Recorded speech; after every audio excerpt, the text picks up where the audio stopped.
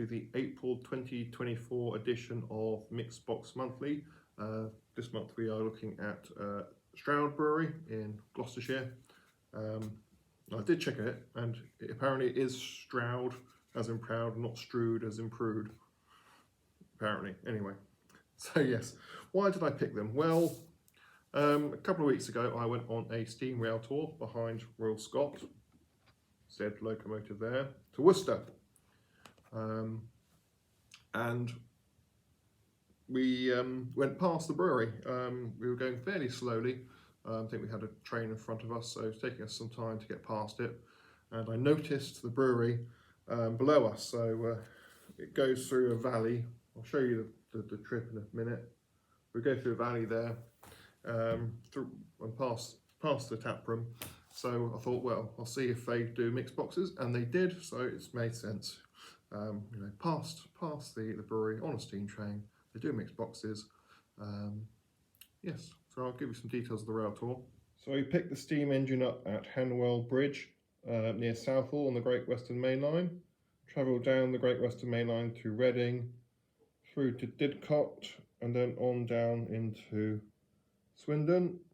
And then we took this line up here, and that is where the brewery is, around about here, which I saw from the train, and then up to Worcester, and then had a couple of hours in Worcester, and then on the way back went via Evesham, Morton the Marsh, Oxford, down to Didcot, and then back to Reading on the Great Western, onto Hanwell, where the steam engine came off and the diesel took us back to Oxford Junction.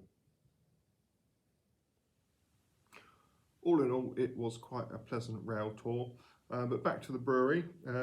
They were established in 2006 by Greg Pilley, who is an adventurer, environmentalist and beer lover. His purpose was simply to make the great tasting beers for the local community, whilst being the change he wanted to see in the business world. Today, Stroud Brewery is a thriving enterprise, and their taproom has become one of Stroud's cherished local landmarks. So what I saw from the train, very nice. We make great tasting, ethical and organic beer, and we create welcoming, fun, social spaces. So yes, without further ado, we'll head straight on. As is per tradition, I always start on a mild if I can, and this mixed box happened to have a mild, so we'll go for it. So it's a River Cottage series. It's a River Cottage Organic Hempathy, a nutty mild at 4.5%. It's got Hugh Fernley Whittingstall's name emblazoned on the front. There is actually a link between the Fernley Whittingstalls and Watford. I think there was a connection to Benskin's Brewery of some description. I can't remember what the exact reason is, but I know Hugh Fernley Whittingstall's ancestor, something Fernley Whittingstall, was involved in the brewery. And I think that's how their names got amalgamated. Anyway, so there is a link to Benskin's and Watford and Hugh Fernley Whittingstall, that's all I'm saying. So we are proud to collaborate with Hugh and the River Cottage team and use our organic beer to inspire change. Our trio of intriguing ales highlights the work we are doing to transform UK organic hop growing into a thriving biodiverse agriculture. Anything else? Hemp was once used at the heart of the rope making industry. Now it's used for sustainable clothing and even mud guards on my electric bike. Its nutritious and nutty flavoured seeds are also a great ingredient. You should try my hemp and parsley pesto. And hemp being a cousin of the hop, I had a hunch it would make a brilliant beer. I wasn't wrong, but don't take my word for it. Check out the roasty, toasty, nutty flavours in this smooth, creamy ale. Hemp is the future, so why not make it part of your future? Starting with the contents of the can. So there we go, hemp-based mild. How curious. Anyway, there it is there. Sort of nut brown mild colour. Sort of a lighter sort of colour.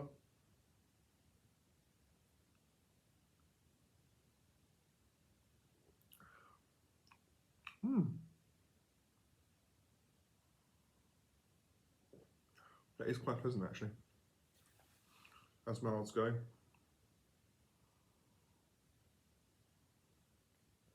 Got a lovely sort of caramel malty base to it. And again, very nutty, as you would expect from a beer called Nut Brown Mild with hemp in it. Slightly light spicy notes at the back.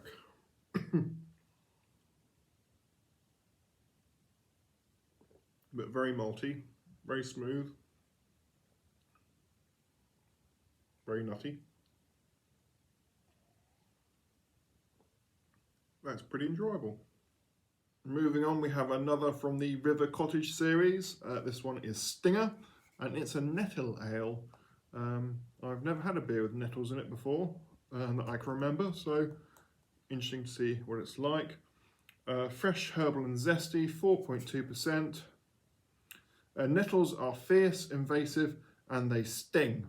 They're also a wonderful ingredient with a herbaceous flavour and a zesty tang. They make a fantastic soup and, being a close cousin of the hop, a truly wonderful beer.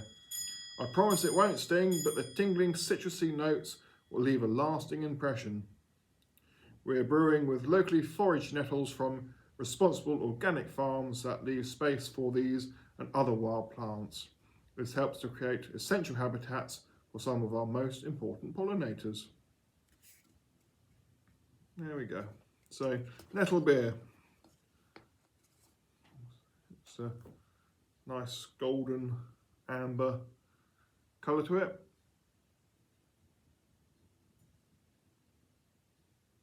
It does smell like gardening.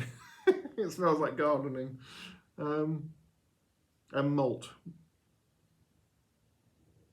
That's interesting. That's interesting.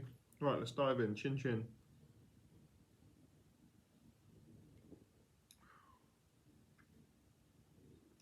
Okay, it's unusual.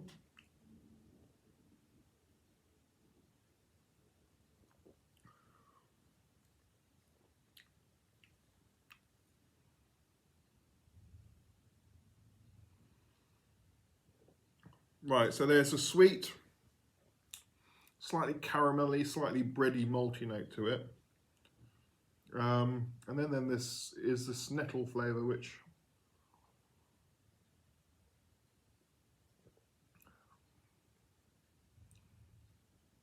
very vegetationary like. It's very bad English.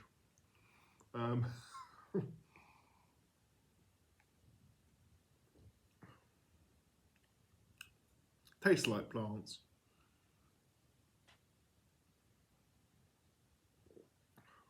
A bit of citrusiness, admittedly, yes. But it's very malty.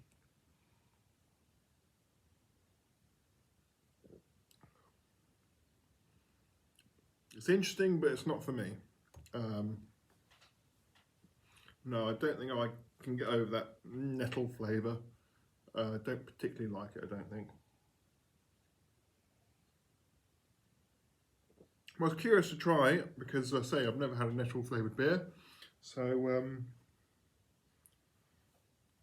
it's not wholly unpleasant, but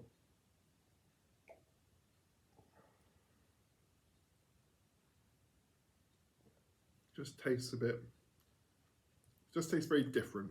And, well, that was a bad thing, but it's,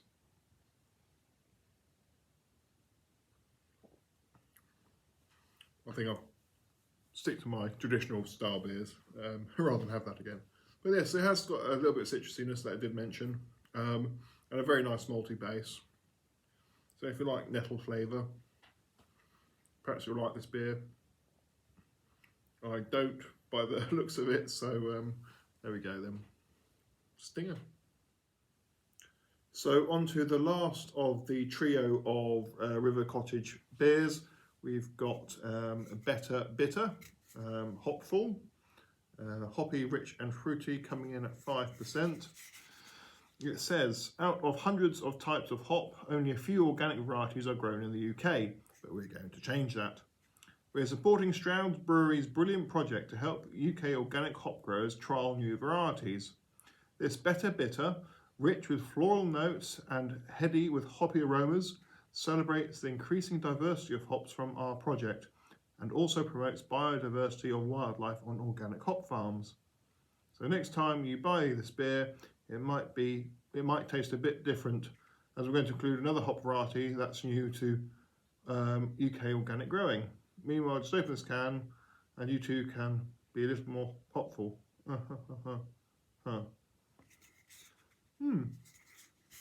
There we go, so organic hops. Cheers. So it's certainly got a good colour to it for a bitter.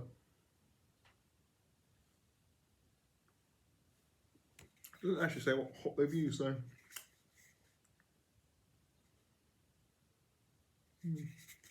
Right, what do we reckon? Got a lovely sort of toasty, roasty malt base. Hint of black treacle, small hint. But yeah, lots of toasted, roasted notes.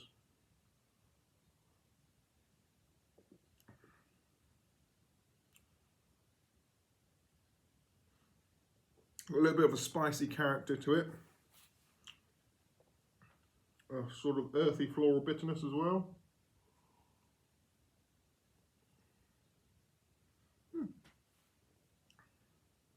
It's a fairly good standard bitter, really. Definitely has an earthy bitter finish to it. Good malt base. Yeah, very nice too. Traditional sort of old-fashioned bitter. So on to the first beers of the main range. We have the pale ale called Hop Drop. It is 4.5% fruity hoppy citrus. It says a tropical fruit explosion from an abundance of organic citra and El Dorado hops. There we go. Sort of a hazy-ish sort of beer. Right. Certainly a good citrusy aroma. Let's dive in.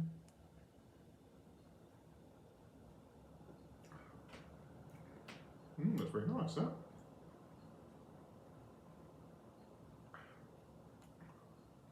It's got quite a biscuity, malty base to it. Like a creamy, biscuity. Yeah, that's quite nice. And then has like a pithy, grapefruit, citrusy note. And some rather nice tropical hop flavours.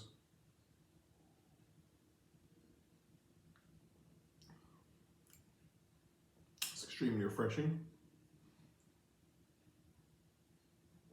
So, a nice balance between the sweet malty and fruity hop notes, and a good sort of pithy bitterness to it. So yes, Hop Drop's very nice. It's a sort of summer sessionable beer, well, 12.5%, so perhaps not quite sessionable, but certainly a one you can drink a lot of in the sunshine.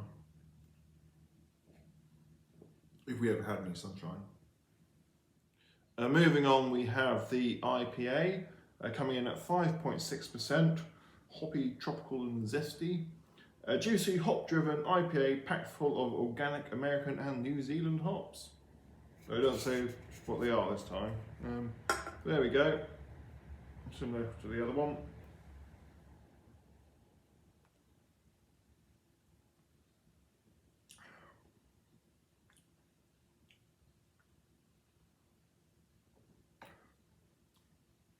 It certainly has a lot more noticeable bitterness to it.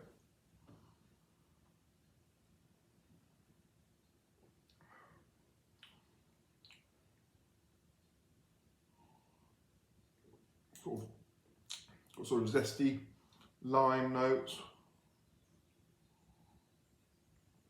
Sort of an earthiness to it as well.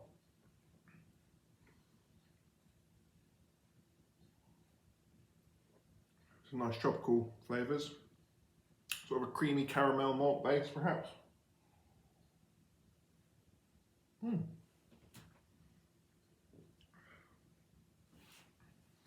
Does taste a bit stronger.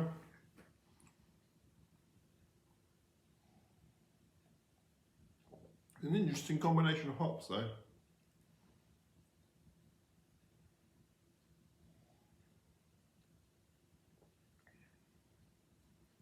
There's a bit of a sort of a fruity berry note as well.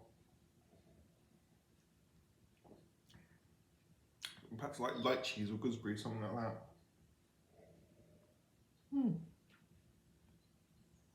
Okay, that's one you can enjoy quite easily. Tom Long Amber Ale next at 3.8%. Smooth orange and spice. Full-bodied amber ale with caramel flavour from crystal malt and a hint of spice and orange. Does contain orange peel and coriander seed. How curious. It's like a Weiss beer without, or is it wit beer? I can never remember. But amber.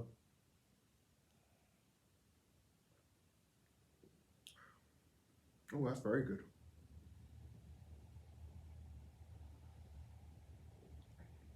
Oh, that's very good indeed.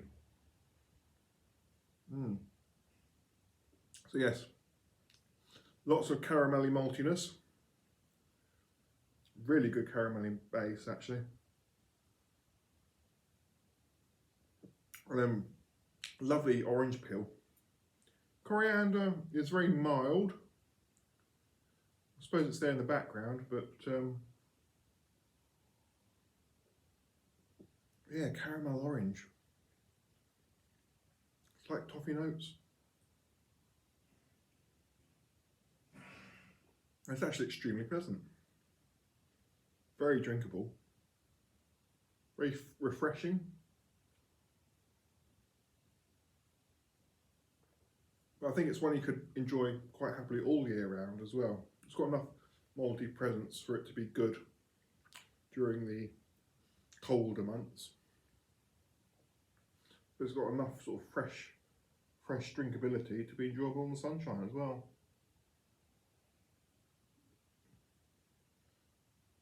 And there's a lot of flavour in there for 3.8% beer.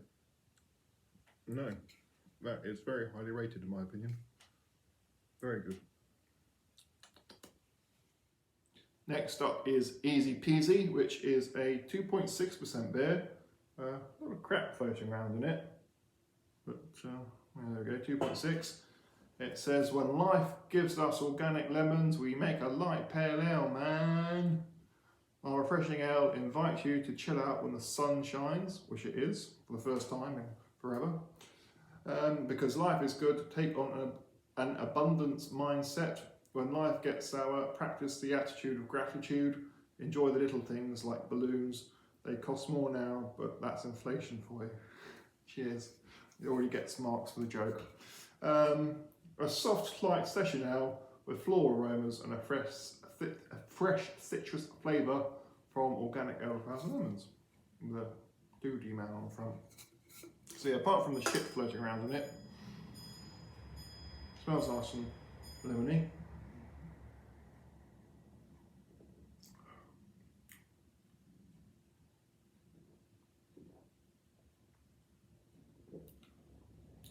It's alright, that.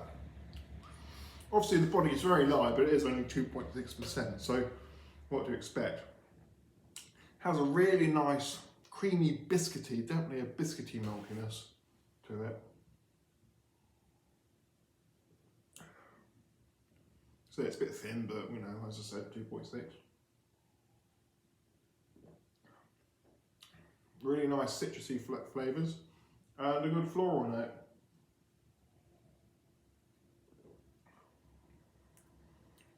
It's a nicely done elderflower flavour.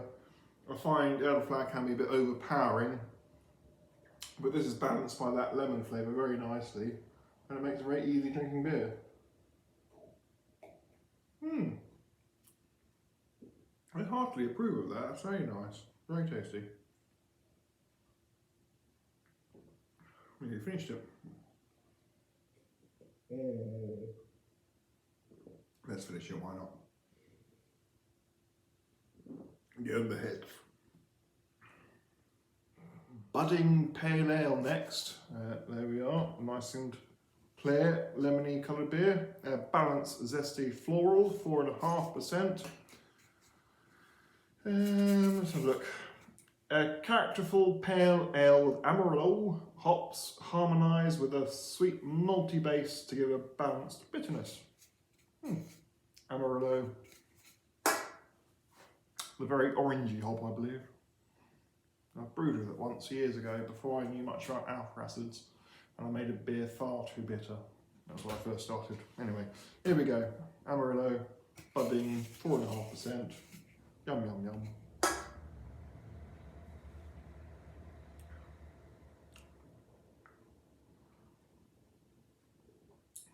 Very refreshing.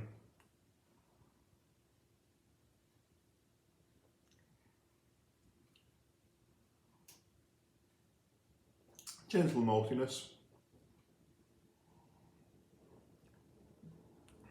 Bit of sort of zesty hop notes, and yeah, sort of general orangey, citrusy prevalence. Very refreshing, very enjoyable. Well, we just had to come down to the clubhouse at some point. Too many complaints that people were missing the Fallen Madonna. They couldn't care less about what I talk about regarding the beers, but Fallen Madonna, got to see the Fallen Madonna. Anyway, slight change up here. We're going to do a side-by-side, a pole versus a lol. So we've got the light organic lager and the premium organic lager, pole, lol. So the light lager, crisp, clean and light, is 4%. What does it say about it? Our light organic Helles lager, brewed with organic Czech and New Zealand hops and a traditional long cold maturation. Premium is 4.9.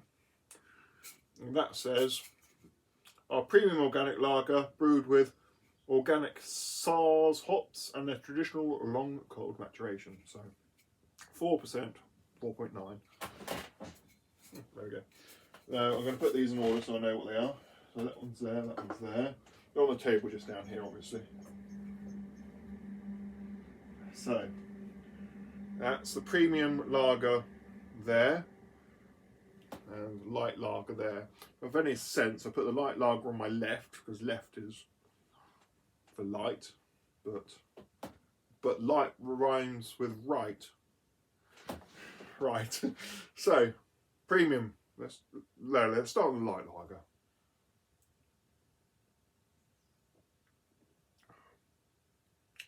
Crisp.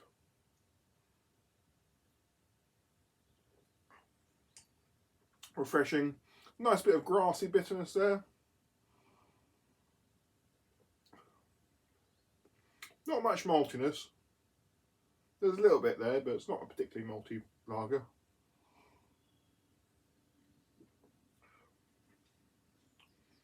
Bit watery.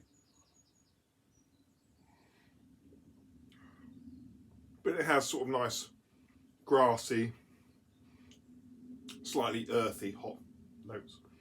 Premium lager, I say both look very, very similar. Premium lager.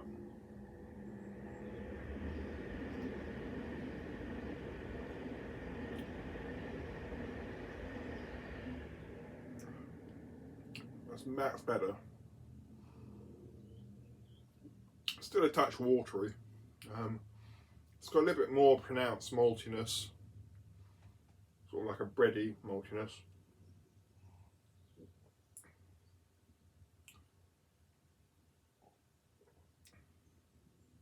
And perhaps slightly more citrusy note. It's still quite grassy and earthy, but a bit of extra fruitiness there.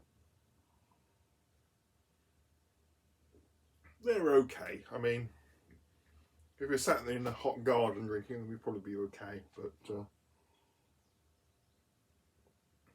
yeah, I mean, they're nice lagers, but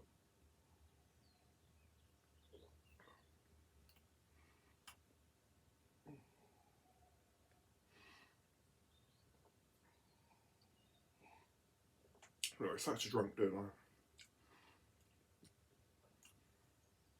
They're fairly indistinguishable drinking them like that.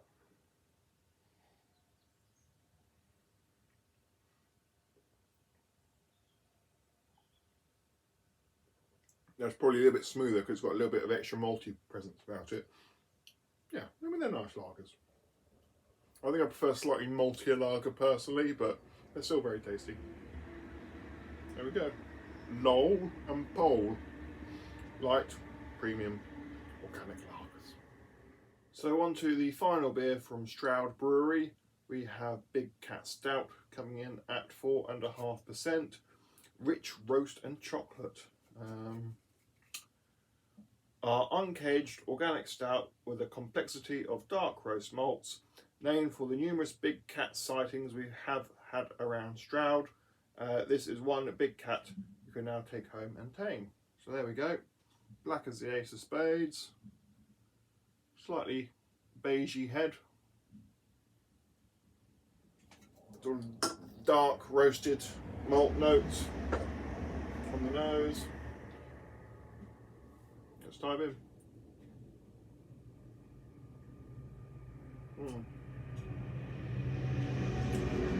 Sodding trains.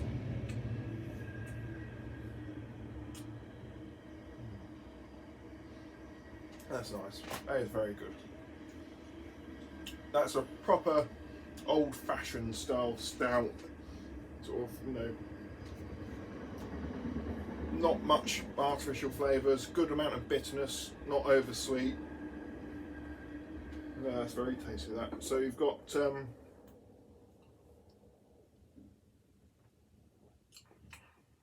dark roasted malt notes, chocolate, hint of coffee perhaps, tiny dash of licorice,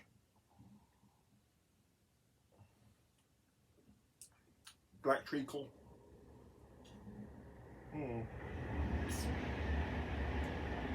Yeah, nice maltiness, good amount of chocolatey flavour, and a good sort of roasted malt bitterness. That's very good. So yes, my final thoughts on Stroud Brewery, which I picked because I happened to be passing it on the steam train, which is as good a reason as any. I thought all of their beers were of a good standard. I enjoyed them all, with exception to perhaps that nettle beer I wasn't so keen on. In fact, that River Cottage series were perhaps the weakest of the ones I had.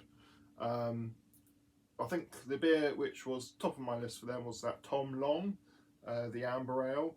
That was just caramel maltiness, and it was just absolutely gorgeous. The second runner-up would probably be the Big Cat Stout. That's nice, and that low ABV Easy Peasy was fairly pleasant. So yes, they're all of a good quality. So they're doing sort of fairly main range sort of beer. There's nothing too, you know, pushing the boat out, which is nothing wrong with that. They're all being done quite well. 440 cans. It would be nice to have a full half a litre or pint even. You just feel like you're not quite getting enough satisfaction out of a 440, but never mind. If I was to get any beers for them again, it would probably be either this stout or that Tom Long Amber. I'd get a case of that very happily. But yeah, a pretty solid brewery. So there we are. We'll move on to next month.